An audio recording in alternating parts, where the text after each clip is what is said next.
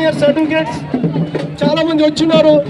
మరి ఈరోజు ఈ మహాసముద్రంలో ఇలాంటి విషయానికి మరి ఈరోజు కేంద్ర ప్రభుత్వం చేస్తున్నటువంటి ఈ ఏదైతే ఎఫ్సిఆర్ ని రెన్యువల్ చేయకుండా ఏదైతే ఆపిందో దానికి మద్దతుగా అనంతపురం జిల్లాలో ఉండేటువంటి 13 బార్ అసోసియేషన్ లో రేపటి నుంచి భారీ ఎత్తున ఆందోళన చేయబోతున్నాం. అదేవిధంగా అనంతపురం జిల్లా కోర్టు ముందు కూడా మరి నిరాహార దీక్ష చేపట్టబోతున్నాం. దానికి మద్దతుగా మీ యొక్క సహాయ సహకారాలు అవసరం కాబట్టి ఈ రోజు మరి సీనియర్ సర్టిఫికేట్ నరసింహరావు గారు మరి నారాయణ రెడ్డి గారు మరి ఎంతో మరి ఉత్సాహంగా మరి మనకు మద్దతు ఇస్తూ వాళ్ళు గత 10 రోజుల నుంచి ఖచ్చితంగా 15వ తేదీ జరగబోతున్నటువంటి ఈ ర్యాలీకి మన లాయర్లుగా మన జేఏసీ లాయర్లుగా మనం ముందుండాలి. కాబట్టి దాంట్లో భాగంగా ఈరోజు ఈ ర్యాలీకి ఇంత మీరు పెద్ద ఎత్తున వచ్చినటువంటి మీ అందరికీ పేరు పేరున అనంతపురం జేఏసీ లాయర్లుగా మేము పూర్తి సహకారం మద్దతు తెలియజేస్తామని ఇప్పుడు మా సీనియర్ అడ్వకేట్ నరసింహ గారు మాట్లాడవలసింది. కాపాడండి ఆర్టీటీని,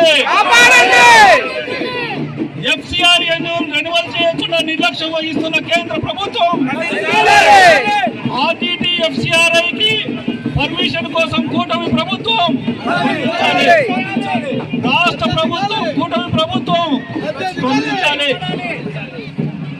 ఇక్కడికి వచ్చిన అశేష జనాభానికి న్యాయవాదులుగా గత 3 నెలల నుంచి మా మిత్రుడు నారాయణప్ప అనేక గ్రామాలు తిరిగాడు.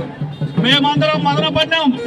మన జిల్లా వాసులకు విశ్వాసం ఏమన్నా సన్నగిల్లిందా, కృతజ్ఞత అనేది పోయిందా అనే మా మనసుల్లో మేము చాలా బాధపడ్డాం. మొన్న మేము లాయర్లందరము మొత్తం ఆర్గనైజేషన్లు all India lawyers union, all India lawyers, Indian lawyers union, Indians lawyers union, YSR legal cell మేమందరం కూర్చొని చర్చించడం జరిగింది. న్యాయవాదులుగా ఈ జిల్లాలో మేము కూడా పుట్టి పెరిగాం కాబట్టి ఈ జిల్లాలో ముఖ్యంగా ఎస్సీ ఎస్టీ పేద వర్గాలు ఎలాంటి అవమానాలు పడుతున్నారో, ఏ విధంగా ఆర్థిక ఇబ్బందులు పడుతున్నారో కళ్ళ ముందర చూశాం.